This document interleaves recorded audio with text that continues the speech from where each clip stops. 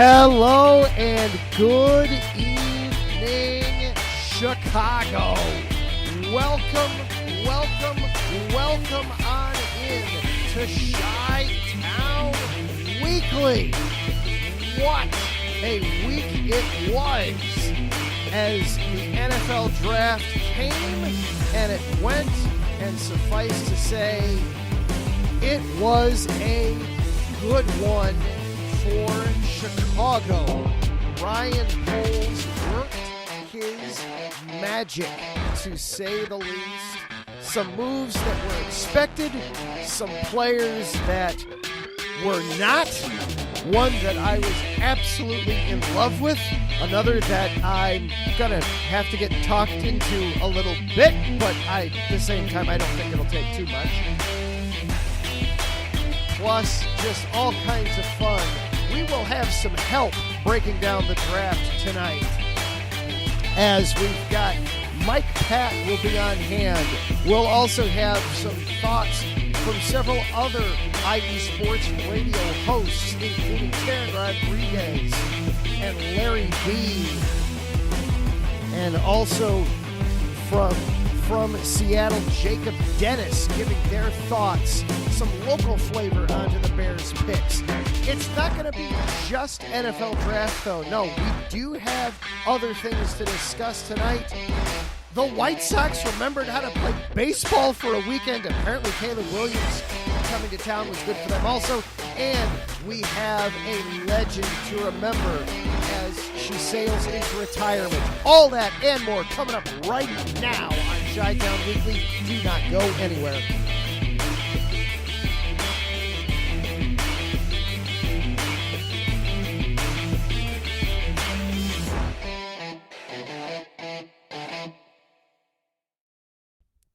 And hello and good evening once again, everyone. Welcome on into Chi-Town Weekly here on IE Sports Radio, your direct feed for all that is sports. Gonna be a big one tonight. Tons to go through, of course, because we're dissecting and analyzing and almost certainly over-analyzing the NFL draft that was this past weekend. So many things from a Bears perspective, so many good things, even though there weren't that many picks, so much good stuff to go through. We can't do it all by ourselves. We're going to have help with it. I've got hosts that recorded some things for me. We've got one of our hosts live to join in and talk with us as well. So much to be going through with this one. This is turning into one of my favorite shows of the year, every year. But, of course, before we get too much further, we do want to acknowledge our sponsors here at the radio station. And actually, we've got a little bit of a new way to do that. So I will do one of them live, but then the other one we actually have another one of our hosts that provided some audio for one of them. So, of course, Planet Jerky Premium Brisket Beef Jerky is one. The jerky that's on a whole other planet. Find them at planetjerky.net. They are the official jerky of the Lake Elsinore Storm, the 2022 Single A champion of the San Diego Padres. This all brisket beef jerky has gluten-free options, contains no MSG, no sodium nitrate, is low in sugar, and high in protein. Visit their website, planetjerky.net, or just check them out on Instagram at Planet Jerky. Planet Jerky, the jerky that's on a whole other planet.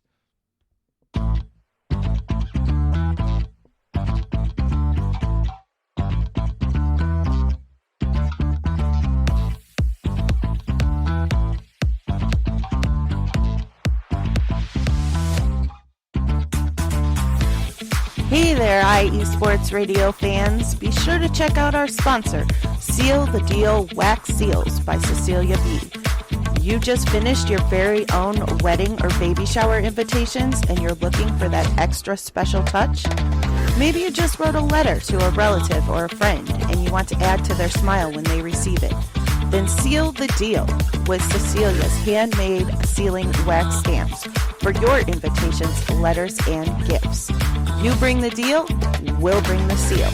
You can find them on Instagram at sealthedeal_wax stamps and on Facebook, Seal the Deal Wax Seals.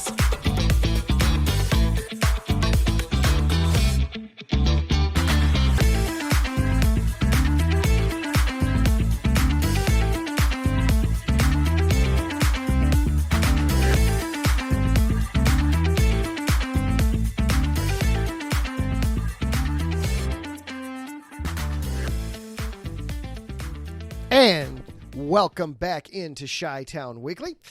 So be sure to check out both of our sponsors.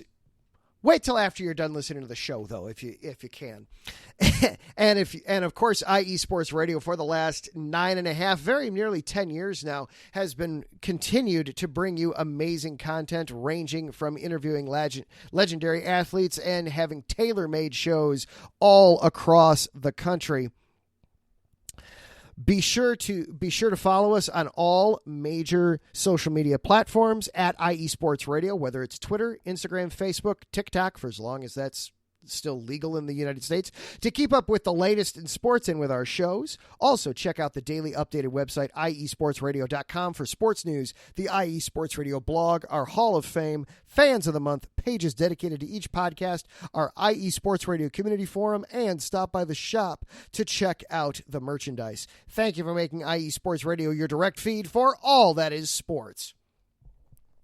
And also, you can follow along with this show. It's also available for you on Twitter at IESRC. Or if you want to follow along with me personally, you can find me on Twitter at Adam_Karnick. And if you are listening live here tonight, hop on into the chat room. There are a lot of people in there already. Good evening, one. Good evening, all. Hope we're going to have a fun show here tonight. Or if you're listening later on in the week on either Spreaker or iHeartRadio, Deezer, JioSaavn, YouTube, wherever you're listening, thank you for being here. I appreciate you making this part of your week.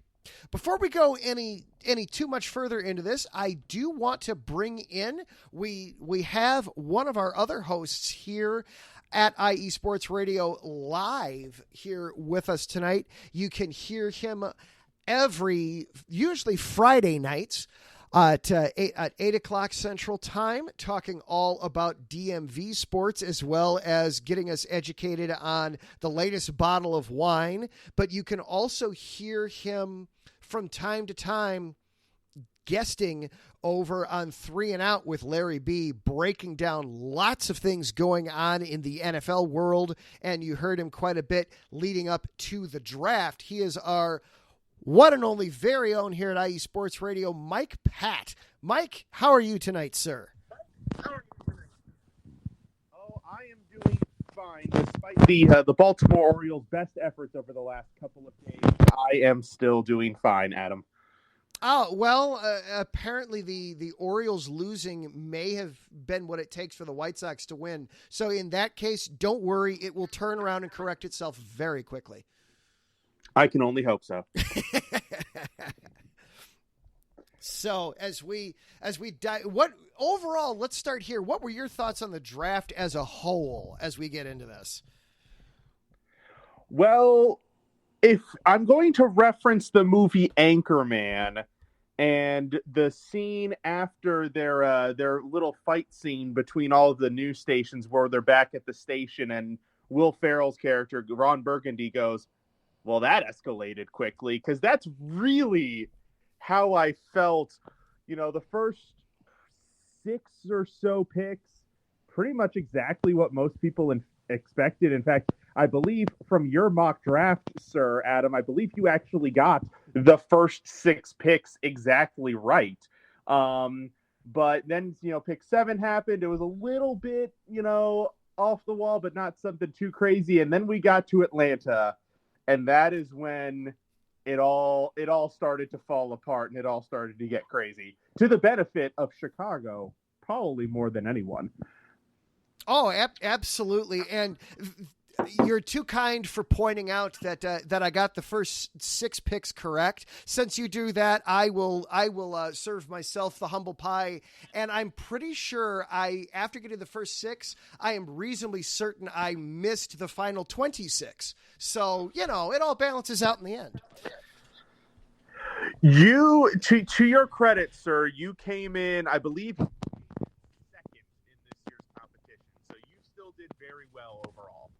I'll take it. And speaking of the IE Sports Radio mock draft competition, the winner is in our chat room tonight. Congratulations, Ralph Calise. Job well done to you, sir.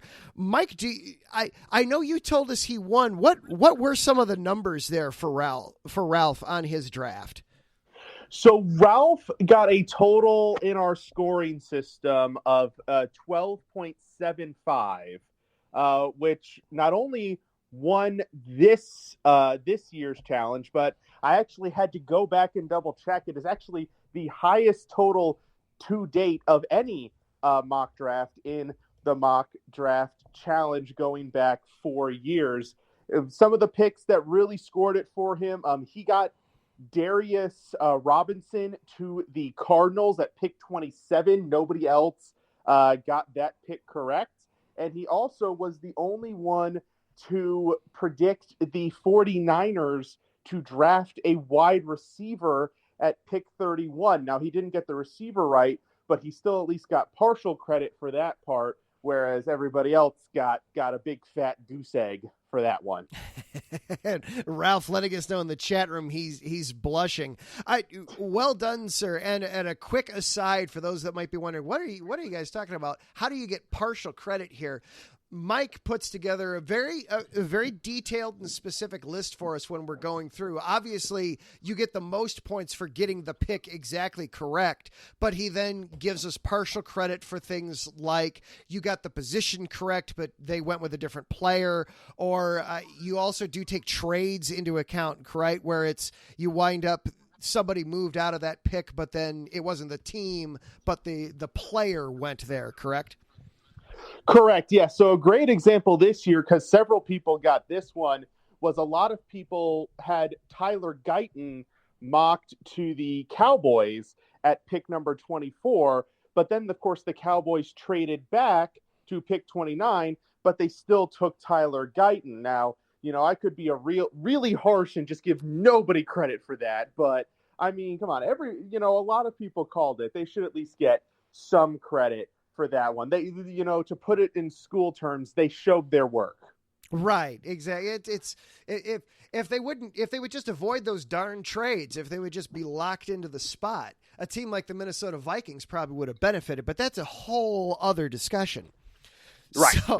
So let's dive in here a little bit and let's get into the Bears draft here specifically. And of course, we start off at number 1 overall, 1 of 1. Thank you once again to the Carolina Panthers. And I also want to say a belated shout out and thank you once again to Lovie Smith for winning an otherwise totally useless Week 18 game back in 2022. Without those things, none of this would have been possible. But, of course, then the Bears do what everyone expected and took Caleb Williams, number 1 overall. That's what I expected. It was a lot of people expected. I want to give some thoughts here a little bit, though, and this comes from Taron Rodriguez. Of course, you hear me talk about him a lot because he's normally hosting Set Point right after us, breaking down everything volleyball. He also is the host of SoCal Supreme Sports Show on Friday afternoons here on IE Sports Radio as well. And so he is very familiar with Caleb Williams, and he talked about Caleb a little bit on his show over the weekend after the draft. And so I wanted to play just a little bit of this from you. This is Taron Rodriguez on SoCal Supreme Sports Show talking about Caleb Williams. So Caleb Williams, as we all know, he's a magician. He's a crafty quarterback. And he's a phenomenal athlete, and he was a Heisman winner his junior year, a.k.a. his first year at USC. So I will just say this for the Bears. Good luck, and I hope you're able to take care of him. But that aside, I want to talk about what the Bears are getting in terms of Caleb Williams. So Caleb Williams is a shifty player. He's able to throw on the run. He's able to uncork the deep ball. He's able to scramble and use his legs to get yardage. He's a very crafty and witty quarterback. He's able to find the right seam. My only thing for Caleb Williams is this. He actually has to be mature. Now that he's on the NFL level, he just cannot be a diva. He just cannot be that. I don't know how to compare a quarterback to a certain diva, but he just can't be the Antonio Brown of quarterbacks. But I'm confident that Caleb Williams will eventually get the Chicago Bears where they need to. I'm not going to say he's going to be a bust, but if he doesn't mind his P's and Q's or cross his T's and dot his I's, he is going to get chewed up and spit right out in terms of the NFL. Just because That was Taryn Rodriguez on SoCal Supreme Sports Show over the weekend. I love the pick. It's you knew it was what they had to do. It's what they've been discussing doing all along. And then when they traded Justin Fields, it just made something that was obvious even more brutally, painfully obvious. Mike, was there realistically, in your mind, any other thought that it would be anything other than Caleb Williams at 1? There was absolutely no thought in anybody's mind that this pick would be anybody other than Caleb Williams. If anything, for the simple fact that, with my Commanders picking at 2, the discussion was always, is it going to be Jaden Daniels or is it going to be Drake May? Nobody even bothered bringing Caleb Williams into the conversation after the Bears traded Justin Fields away. At that point, it was virtually a foregone conclusion. Yeah, and the funny thing is, I think the most dissenting votes were actually coming from inside the Bears fan base. And I've talked about some of it before. This guy is going to be so exciting. And yes, he's quirky. He is his own guy. He shows up at the draft with chrome on his fingernails because that was representing his mom and his girlfriend who were there to support him. He gets drafted. He proceeds to go out into the crowd and do a selfie with Bears fans. I mean, the guy he's been dreaming of this moment since he was 10 years old, and he was embracing every bit of it. I love to see it. I can't wait to get him started. The other thing that really excited me about Caleb Williams, after every other person got taken by the Bears in this draft, Caleb immediately reached out to them and welcomed them to the team. And that was just a true show of leadership right there. I mean, it just feels like he's grabbing the bull by the horns right away. And it's, let's get started. Let's get to work here. And I was just so impressed by that. Taryn talked about needing to show maturity. That to me shows maturity right there, that you're reaching out to guys that in some cases he may not have even met them yet, but it's, hey, I'm the quarterback of the team. I'm so excited to be teammates with you. I can't wait to get started winning football games with you. Yeah, I mean, you talk about the maturity factor, and the way that you embrace your role as a leader, because when you're the number 1 overall pick in the NFL draft, you are going to be looked at a certain way. You are the new face of the franchise. You are the guy. So, there are lots of different ways guys can react to it. But I can tell you one thing. Reaching out, greeting all of your new teammates, diving into the crowd virtually, essentially, and, hanging out with the fans right off the bat, that's not a bad way to kick things off. Yeah, it's definitely a way to endear yourself to your new teammates and to your fan base very, very, very quickly. All right, let's get to the second pick, and the Bears' second top 10 pick, their own pick. I had put in, for reference sake, I had put in my mock draft. And for those of you who might be part of the supporters club, you got a chance to actually listen to my entire mock draft. I did a supporters club only episode shortly before the draft where I went through my entire round 1 NFL mock draft. And my thinking was, this was what I expected to happen because I thought this would be the way the board would go. I had it as Jared Verse going next, but I was so excited when Rome Odunze fell to 9. If you remember correctly, Odunze and Williams flew out to the draft together and we're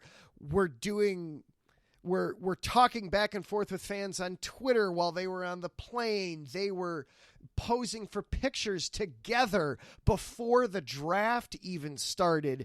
And then Rome gets announced. He gets to go out on stage. And Caleb, as soon as he's off stage and Rome has had his moment, Caleb goes up to him and gives him a gigantic bear hug. It just feels like these two guys are already forming chemistry, creating a bond, getting ready to play together and have something together. Mike, we'll get your reaction to it here in just a second, but I also reached out to the host of our Pacific Northwest show, Sounds of the Sound, Jacob Dennis.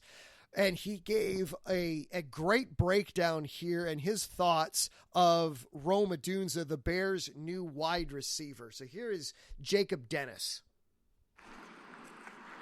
Chicago fans should absolutely be thrilled with picking up Rome Odunze. They're at the 9th spot. I know that some fans maybe wanted a trade back or potentially a defensive player, maybe even an offensive lineman. But I think it just made too much sense. He is just too talented. He's a big body, extremely fast, extremely fluid, can catch anything and everything. In traffic, it doesn't matter. He's going to come down with it. And I think what's really interesting is a lot of people talk about quarterback fits when they talk about going into the NFL. You know, he actually has a perfect scenario and situation for him as well, getting to learn from a guy like Keenan Allen and DJ Moore. And again, on top of that, Keenan Allen has an injury history. So not just because he is a top 3 consensus receiver or was in that draft, and actually some people had them, depending on who you ask, as the number 1 guy ahead of guys like Marvin Harrison Jr. I think the Jags tried to trade up and were rumored to think that he was their number 1 on their board. But it's also a perfect scenario for Caleb now and in the future, but also the Bears, especially with adding Keenan Allen to that room. I think it's only going to make him improve, and he is just so dang talented. I think it's a perfect fit all the way around. I think it gives some security to the receiving room there, especially with Keenan Allen and him having some injury history and getting older. But I think it gives him a fun opportunity to learn. I think him and Caleb are going to be really dynamic. My one question would be, can Shane Waldron, the offensive coordinator who was previously at Seattle, will he be able to use them correctly? In Seattle, he was not great at using 3 receivers. There's some context there is that or Seattle had a lot of injuries on the offensive line, which maybe shifted how he had to use them. But regardless, he really did struggle with it. So either way, that would be my one concern, be kind of how Shane handles it. But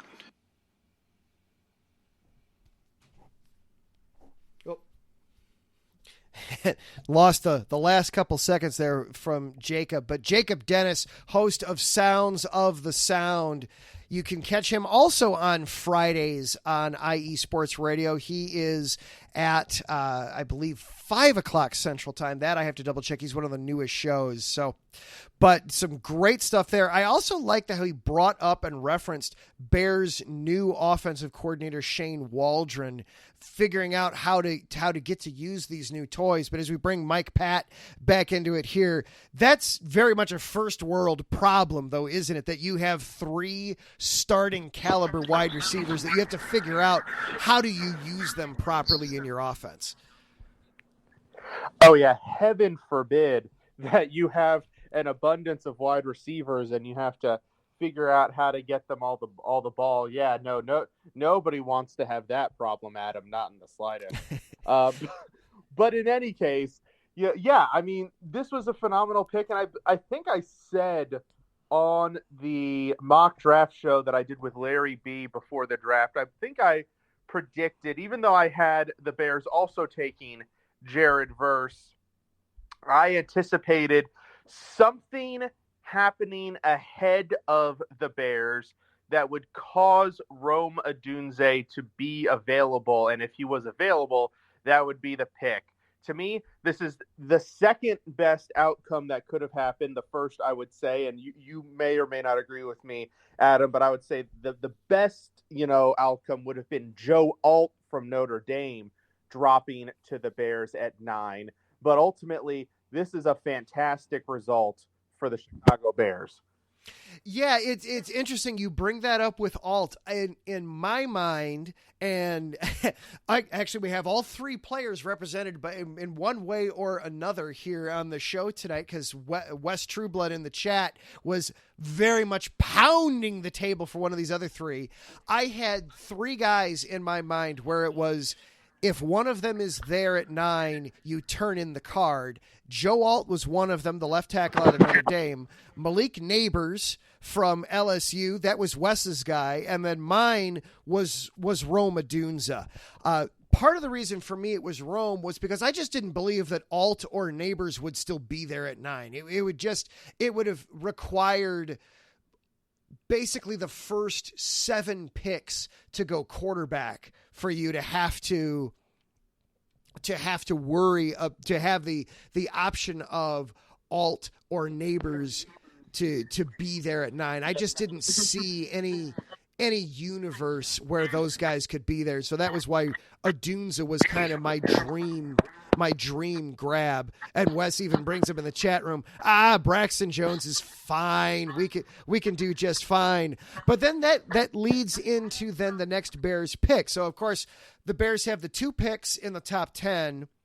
Then they have to wait all the way until 75, where they wind up taking an interesting tackle prospect out of Yale, and I've been trying to practice the name all day, and I'm still gonna get it wrong. So you know what? I'm gonna get it wrong, and I'm gonna get it wrong with a flourish here.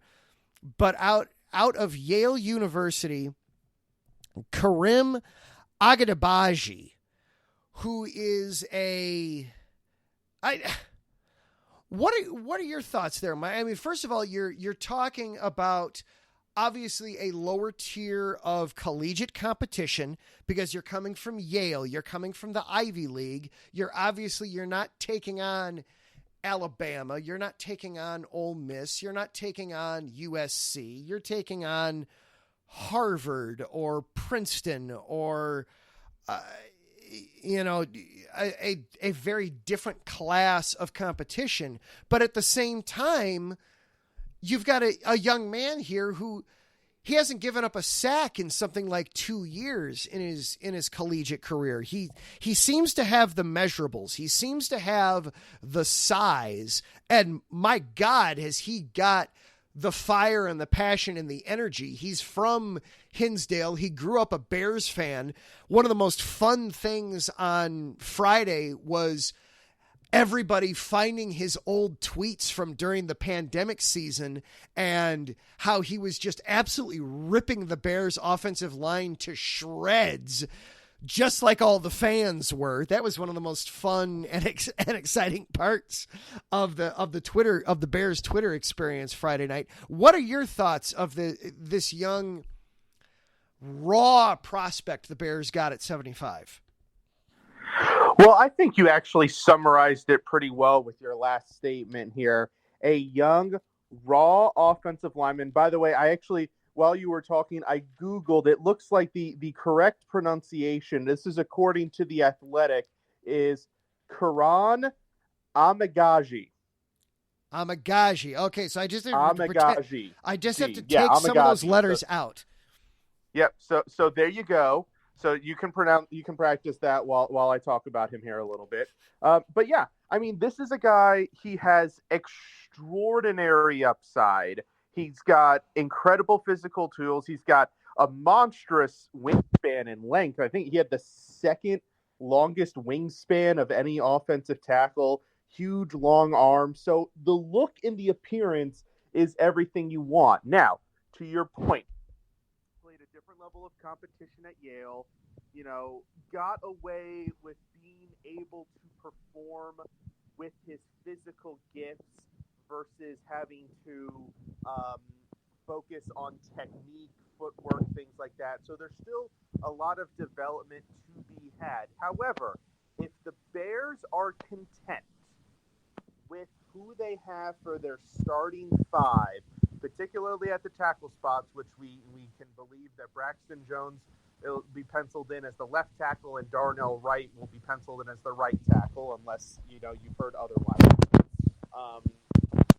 But if they're okay with their starting five. Oh, Mike, we're losing you for a second here. Hold that thought. Can you hear me now? Now we can hear you. There we go. Great. There we go. So if you are okay with your starting five as it stands, then this is a really intriguing, high upside offensive line pick, which at this point in the draft, you also have to remember there was an incredible run on offensive line early and often through the first two rounds. So there really was not an abundance of options for the Bears left. So I think they made a smart move and an interesting move going for the high upside developmental guy who, if things go well, could be a really, really good piece to the offensive line, whether it's a tackle or guard to be determined. But if everything works, you're looking at a really nice player that you got in the third.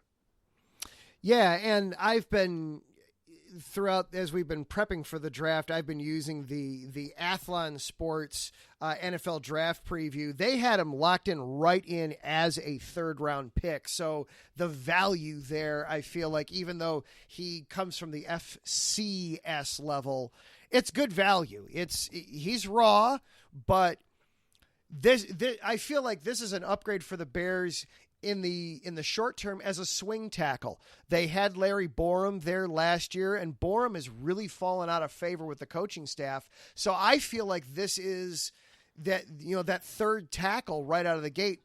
You unfortunately, anymore in the NFL, you have to plan on having at least 3 tackles and at least 3 guards. So while he may not be a starter right out of the gate, I do feel like he's somebody that will probably wind up playing at some point this season. And if they can get him in the right number, in the right batch, the right amount of snaps, that could be really intriguing to see for him this year. Yeah, absolutely.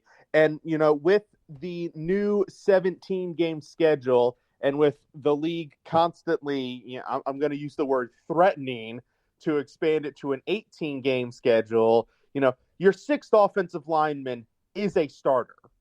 Like, there's no maybe, kinda, could be. No, your 6th offensive lineman is a starter. He can expect to play a starter's worth of snaps over the course of the season. Your 7th offensive lineman is virtually your top backup at this point. Everything has shifted down a spot with your offensive line. So to your point, yeah, I think while he is a developmental guy who you don't necessarily want to throw in the fire right away, there's a very good chance that just with the way the NFL goes nowadays with this expanded schedule and, injuries constantly either high or on the rise, you're going to get a guy, he's going to play year one. Yeah. Yep, they're in some shape, form, or fashion. All right, now to set up this next pick, I have Oh, to, boy. I have to set this up a little bit. After Thursday night, when the Bears landed Odunze, I commented in one of the numerous places where I was rejoicing on Thursday night that I almost didn't care what Poles did the rest of the draft. He landed Williams and Rome Odunze. I would come away happy. Poles decided to take me up on that offer. He challenged that. He challenged that. I think he still won, though. I think he still won. But in the fourth round, with what seemed at the time the Bears' final pick in the draft, they took Torrey Taylor, punter, out of Iowa. Now, we joked, and I actually saw some serious pundits actually try to make this argument a little bit. The man was absolutely the most dangerous weapon that the Hawkeye offense had all season. But and he's got a monster leg. And it is truly amazing how well he can punt. A young man from Australia, well, old by NFL terms for a rookie. He'll be 27 when this season starts. But he can do traditional punting. He can do the Australian-style kicks. He's able to, you punt from anywhere. He can get it inside the 20. He can kill it inside the 5. He can coffin corner it from anywhere. Was the fourth round too early for this guy? Well, yes and no. There are a couple of different arguments you can make. I think one of the key points, and you brought it up in your discussion about the pick, is that for the Bears, you're right. They might have been under the assumption that this was their last pick in the draft. And at that point, if you think this is it, you have to go out and get your guy, because you can't assume that A, he makes it all the way to being undrafted, or B, that you can somehow manage a way to get back into the draft. Now, as I'm sure we will discuss in a moment here, the Bears did find a way to get back into the draft anyways. However, at the time, you can't make that assumption. So you have to go get your guy. Now, Taylor was the best punter, one of the best punters. I think actually won the Ray Guy Award. So yeah, he was the best punter in college football last season.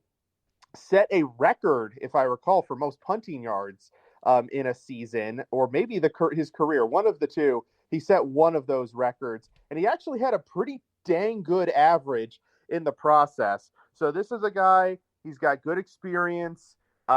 He's proven to be durable because Iowa punted a lot last year. Yes, they did. Yes, they did. I think you made a quip about him. You made the quip about him being their offense. And yeah, pretty much if your offense isn't scoring, your punter that becomes your best weapon. And I also didn't realize, I did a little bit of research leading up to the draft. I did not know that the Bears punter last year, Trent Gill, actually had an incredibly substandard season, finishing dead last in the league in net punting average. I was unaware of that. So when you put it in context about, last in the league in net punting average, bottom 10 in average, bottom 5 in punts inside the 20. Yeah, you probably want to do some research into upgrading your punter. And if you go from a below average punting situation to an above average punting situation, people don't realize that can win you an extra game or maybe 2 over the course of a 17-game season. You can't ignore special teams. You have to respect it. You have to give credit to it. You have to address it. So in that case, hey, if the guy comes in and is a really good punter, pick well spent. Okay, so some background here, Mike. Wes Trueblood in the chat. He is a football coach. He is loving everything you are saying right now. He is hanging on with every word. He put it specifically as thank you for some good, balanced perspective, Mike. And I've got some numbers here for you. For his career, Taylor punted 13,657 yards over 4 seasons at Iowa. His career average was 46.3 yards per punt. His career long was 70. And last year, he averaged 48.2 yards per punt. You want to talk about flipping the field? He literally flipped the field when he punted. Almost half the field he would cover in his punts on average. It is incredible. He had 40 of them of at least 50 yards. He had 32 of his 93 punts, so over a third of his punts landed inside the 20. For his career, 127 of 297 punts landed inside the 20-yard line. I jokingly called him an offensive weapon. In reality, that's a defensive weapon. That's really setting your defense up for success. And there was a pundit, I don't remember who it was, but it was on the Pat McAfee show, that actually joked. And I'm sorry, he didn't joke. He meant it in seriousness, that he actually won Iowa a game a couple years ago. They won a game 7-3, where the way Iowa got to 7 was safety, field goal. The safeties were a direct result of Taylor pinning the other team at its own 1-yard line on back-to-back punts. That's absolutely incredible. You know, it's just it's phenomenal. It's still a punter in the 4th round, and I had thought likewise, like you had said, that hey, it's your last pick. You've looked at the board and you're really not interested in anybody else, so you're taking this guy. The problem is, it turned out it wasn't the Bears' last pick. What they wind up trading back in and taking another pick. I would have rather, and I'm being nitpicky here. I will fully admit it. I will fully recognize it. I will fully admit that this is me at this point. I would have rather seen them trade down, since clearly they had another guy on their board they were interested in. I would have rather seen them trade down, get another pick, and then take Taylor with that later pick in the 4th round and have your other pick there to play with to go get your final player. But I also realize that I'm being really, really nitpicky by doing that, because it's the only complaint I can make about this draft class. Yeah, I mean, people are going to criticize taking the punter in the 4th round. You know, the same thing happened with the Ravens 2 years ago. They took a punter, Jordan Stout, in the 1st round, and, they took a little bit of heat for that one. But, I mean, Stout's developed into a pretty decent punter. But I will also remind everybody, because whenever people, just ignore special teams, downplod special teams.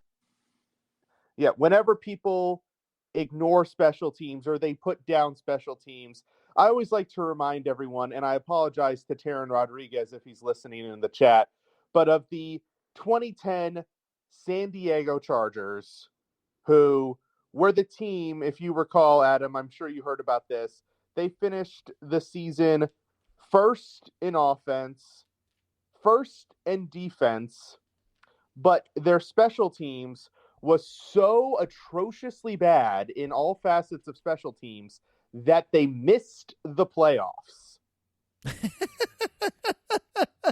That's a special.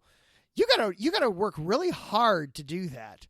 Oh, and they did, and I can remember. I remember following them that season. I remember, watching games that season, and at least 3 games. They finished 9-7. Okay, they finished 9-7.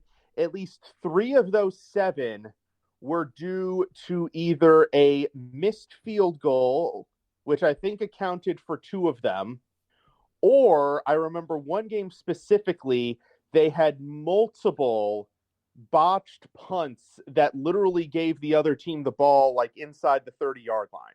Multiple botched punts.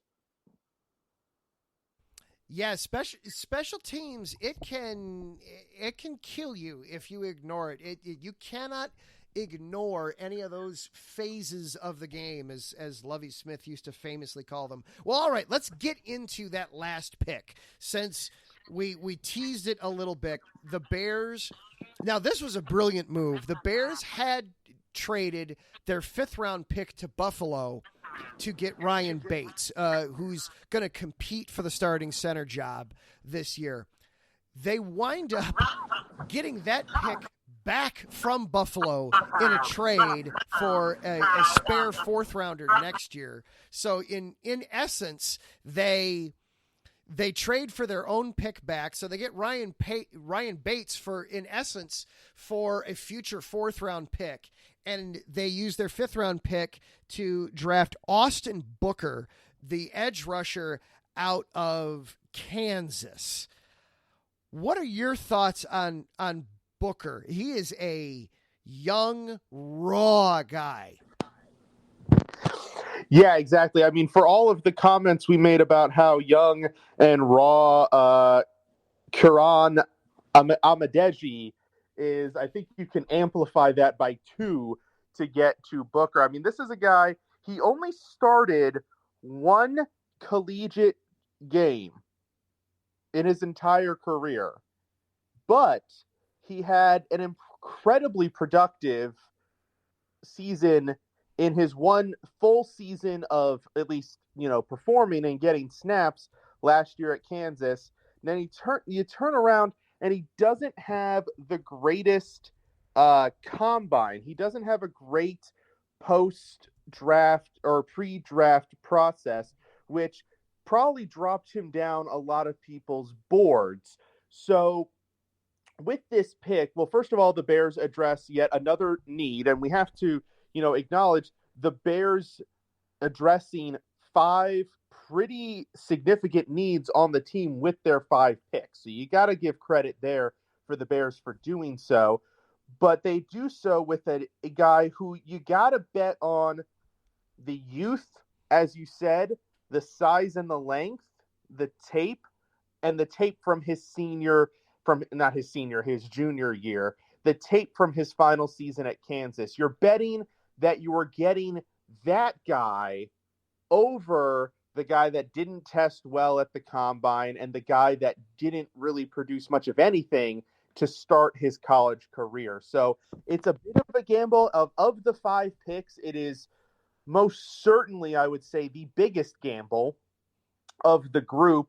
But it's also one with some decent upside, and it's decent upside at a premium position on the field. You always need good edge rushers. Yeah, and let's face it, with any player that you're taking in the 5th round, you're not going to get a perfect prospect. That's why they're there in the 5th round. There are flaws, there are problems. What I always look for when you're talking about those particular picks is I want to find something that can't be coached. You want to find something because you're expecting that your coaches are going to have to do something with them, but give me something that can't be coached. Speed is something that you're always looking for. In this case with Booker, I think it's a nose for the football. He only had 500 career snaps in college. He played a total of 18 games in major college football, but in 12 games last year, he had 8 sacks. There is a nose for getting there to the ball. Yeah, he's going to have to add some bulk. He's going to have to learn how to defend the run better. He's going to have to be more well-rounded. But in the meantime, you can find situations. They're always going to be able to find situations for a guy that can find his way to the football. Yeah, absolutely. And, I think, the recurring theme, and you said it great, and I always, need to remember this. Somebody else said something similar on Twitter. Your day 3 guys are really your day 3 picks are truly reserved for guys with either special teams ability or upside over current production. You're not finding for the most part, you're not finding, day starters on day 3. Obviously there are some exceptions. Puka Nacua last year. I'm sure we can go back through the histories and find plenty of other guys. Dak Prescott, was a day 3 pick. Well, typically, if you're taking a kicker, that's going to be your starter. Right. Or a punter. Sorry. But yeah, I mean, the guy, there's tons of upside, and there's a lot of stuff to like on that last year of tape. So I think it makes sense. I think it was a worthwhile selection. Yes, they did have to give up the 4th rounder next year. They had to pay that little bit of the future premium in order to get to that spot. But, they got a guy with great upside. And I think for a 5th round pick, that's a win. Marcus Losgreat brings up in the chat room that the Patriots used to find starting linemen in the 5th and 6th rounds of their drafts. That is very true. The Patriots did have that stretch where they were finding guys like, in fact, I think their starting center, David Andrews, I think formerly was like a 5th or a 6th round pick. So yeah, they did have a pretty good run on doing that. But that was the Patriots of a few years ago. It's a different franchise now. Yeah, he followed that up immediately by saying they did have Tom Brady at the time. That's true. Tom Brady will make a lot of people look good. Exactly. You can drop a lot of people into an offense with Tom Brady, and suddenly, wow, it's amazing how good they look. All right, now Mike, I'm going to put you slightly on the spot here. I love how you do this in Let's Whine About DMV Sports, where you don't necessarily assign a letter grade. You will assign a love it, like it, or we'll see on a draft. Give us a little taste of why you phrase it the way you do, and then I want your opinion on this draft as a whole for the Bears. So the reason why I do that is because truly you cannot accurately grade a draft until minimum 2 years down the road, realistically 3 years down the road, when the players have actually had a chance to get into the league and show their stuff. So I don't like doing the whole grade thing. I feel like it's also really overplayed. More so, I look at teams' drafts and I look at the players they took, relative to, my perception of them. And, hey, I loved that draft. That team did great. They grabbed a lot of guys I really like. I think they did really well. I liked the draft, meaning, okay, they hit on some needs. They got some good value here and there. And then we'll see means, well, exactly what it sounds like. We'll see. Not going to say I loved it. Not going to say I hated it. Let's see how that one plays out. Great example of a we'll see. The Atlanta Falcons draft. We shall see how that one plays out in Atlanta. I could do an hour long on just the first pick that Atlanta made alone. I don't know why it took me so long to be reminded of this, but it was a coworker who reminded me that former Bears general manager Ryan Pace is in that Atlanta front office. And as you might recall, Pace twice signed a street veteran starting quarterback in the offseason, only to then turn around and trade up to draft a quarterback in the first round and immediately make that veteran quarterback go, seriously, what the hell am I doing here, dude? Yeah, it's an absolute puzzler. Now, it would have, to me, it would have made more sense if they were going to go with a quarterback, whatever, you do you, but you go with somebody younger. Michael Penix Jr. is already 24 years old. Yeah. That's not the guy that you draft to sit behind a quarterback for 2 years at the absolute minimum before they can get out safely from the Kirk Cousins contract. Realistically, 3 years because of the guarantees. He's gonna be 28 years old before he's the regular starter. That honestly, it would have made slightly more sense for Atlanta had they taken McCarthy. That really would have been the one that would have made sense. Absolutely. McCarthy's 21 years old. Yes, he has good starting experience in college, but, that's a guy who'll be 24, 25. That's fantastic.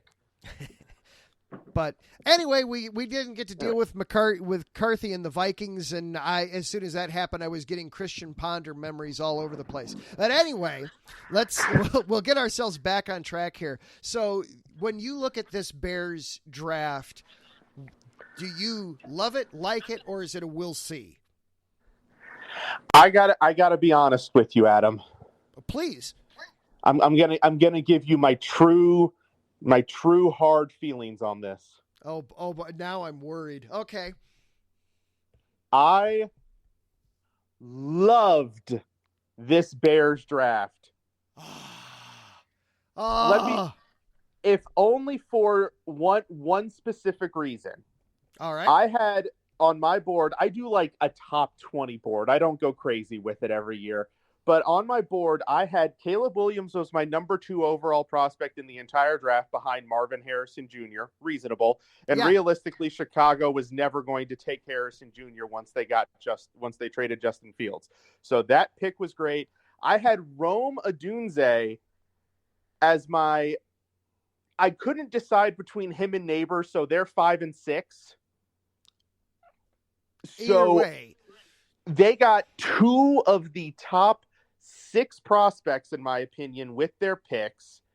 They addressed significant needs with their last 3 picks. They didn't have to overdo it. They didn't overthink it. They made one small trade to get an extra 5th-round pick. They didn't do anything fancy. The value throughout, even with the punter, was great. This is one of the drafts that I would feel pretty safe and confident putting into the I loved it category. Oh, I love hearing that because I feel that way about it, but at the same time, I'm obviously staring at it with navy and orange colored glasses on. So the way that I've always heard it explained is your ultimate goal going into a draft, your 1st-round pick needs to be a starter, and then one other guy that you take. It could be 2nd round, it could be 3rd round, it could be 7th round. Somebody else has got to be a starter for you. And the Bears, their first 2 pick with only 4 picks to start the draft, got 2 starters right out of the gate, and high quality starters out of the gate. So it was a very exciting draft, and I'm anxious to see what the other guys do. It certainly feels like the needle is pointing up with the Bears.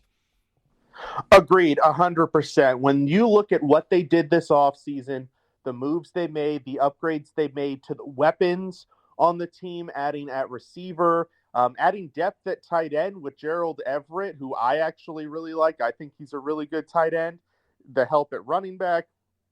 Obviously, they made some smaller moves to address the offensive line, but they still did that. And then the defense. You look at this team, and they are doing what they can at a reasonable rate without giving up too many resources and too much draft capital to fill every spot on the team. Now, is it perfect? No. Is it still a really young team overall that's going to probably have some growing pains in 2024? Absolutely. But your goal isn't just 2024. No team's goal, except for maybe, a team that is Super Bowl starved, like the Buffalo Bills, no offense, Patty Backs, or, the Chiefs that are in the middle of this dynasty. Nobody should only be thinking of 2024. It should be 2024 and beyond. The Bears have set themselves up to be competitive in 2024 and to potential to be really good in the beyond. Awesome. I love hearing that from an outside perspective. Mike, thank you so very, very, very much for hopping on and doing this with me. I know your house is basically as busy as mine. For those that don't know, Mike and his wife had their youngest about 3 months before our youngest was born. Are there any fragile things left in your house, or are they basically all destroyed by this point? Everything fragile is at least 4 feet off the ground. There we go. We've just started to enter the beginning of the walking phase in our house, so I think the rest of my wife's sanity is completely gone. Mine left years ago, so I'm coasting through life here. There you go. Yeah, that's about how it goes. And Mike, real quick, again, remind everybody where can they listen to you here on IE Sports Radio? So you can listen to me on Spreaker on Friday nights. This Friday, I will be on as normal, 9 p.m. Eastern, 8 p.m. Central, drinking wine and talking about sports. This upcoming Friday kicks off Oddball Wine Month, which I will explain in the show on Friday. So do be sure to tune into that. And you can follow me, check me out on all social media, on X, on Instagram, on TikTok, whatever, at letswine_IESR. Mostly the past week and a half has been draft, complaining about the Orioles, and actually being happy about the Nationals. So weird times. I hear you there. It was a weird baseball weekend here as well. We had the Cubs getting curb stomped Saturday afternoon by the Red Sox, and then they lost in heartbreaking fashion yesterday. And then meanwhile, the White Sox went and swept the Rays. They literally the White Sox doubled their season's win total in one weekend. Whatever works. Exactly, and they will make up for that by, I'm sure, going on a month-long bender. So, hey, just keep an eye on any of those White Sox relievers for me for the trade deadline. Just saying. Have all of them, please. Take them all, and I'll only ask for 5 of the top 50 prospects this go around. We'll talk in July. Sounds good. That is Mike Patt, the host of Let's Whine About DMV Sports here on IE Sports Radio. I am actually gonna wrap the show up right here and now. I do want to say, though, a couple of quick things. Not all football here tonight. Do want to talk about the White Sox a little bit and their miracle of miracle weekends. A fantastic job against the Rays, so congratulations to them. And then also, on a more serious note, we found out on Sunday, Candace Parker announced her retirement on Instagram yesterday. 16-year WNBA career, one of the greatest basketball players that we have been able to see. Of course, played for the Los Angeles Sparks, finished out her career with the Las Vegas Aces, but Chicago born and raised, and she came home for those couple of seasons and did bring a championship to Chicago in 2021 with the Sky. A phenomenal career. It is by no means the end of Candace Parker. It's simply stopping playing basketball, and now she gets to, as she put it on Instagram, she gets to get into business, man, and she is going to take it as seriously as she can, and we know that she's going to do amazing things. So congratulations, Candace, on an amazing career in both college and the pros. You represented Chicago with pride everywhere you went, and it was so wonderful that you were able to come home and bring a title to the Sky. So congratulations again to Candace Parker. That is going to do it for our show here tonight. Real quick before I hit the music, the Cubs, boy, if they had an interesting one tonight. They were being no-hit as late as the 7th inning. They are now in the bottom of the 9th, up 3-1 against the Mets in Queens. So hopefully they managed to close that one out, and it's not Alzolay out there on the mound right now. It is actually Edwin Diaz. Excuse me, not Edwin Diaz. That was for the Mets. I'm sorry, as I get the Cubs pack pulled back up here. It's actually Hector Neris is out there trying to get the save right now for the Cubs. So we'll see. Might that be some sign of change there? And also a quick programming note. Obviously, we've been incredibly Bears heavy since basically August. I am going to be now that the draft is done, I am going to be scaling the Bears stuff back. Not that we won't ever talk Bears over the summer. We will have reasons to. The NFL schedule release is coming up here in the next week or two, so we'll have some fodder to talk about there. Not nearly as big of a freaking deal as people make it out to be. There will be some late stage stuff, but we are going to be getting more into Cubs, White Sox. I definitely want to dive into the Blackhawks next week, recap their season that was, preview the Sky, get ready for their season. We'll be getting into other stuff. So we're not going to ignore the Bears, but we will be scaling back the Bears coverage a little bit. So just wanted to kind of prepare everybody for that. What a show. Holy cow. What a show here tonight.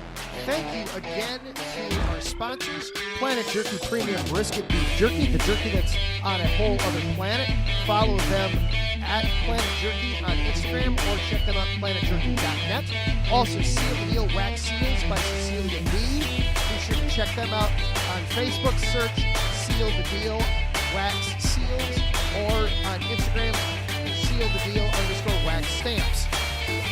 Thank you to Mike Patt for hanging out with me live here on the show tonight and bringing some great insight into the Bears draft.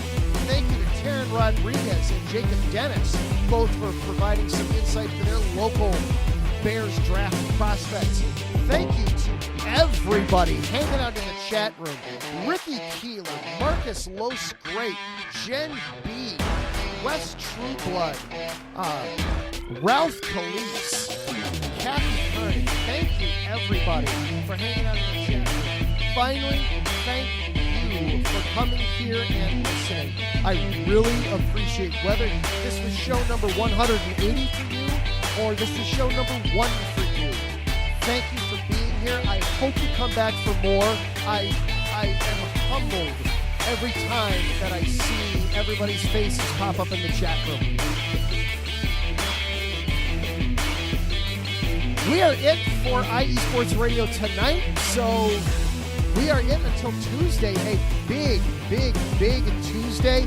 Ralph Calise will be kicking things off tomorrow afternoon, 4 o'clock Eastern Time with the Yinzer Report, all things Pittsburgh sports. And then you can catch Jen B right after that at 5 o'clock with all things Cleveland.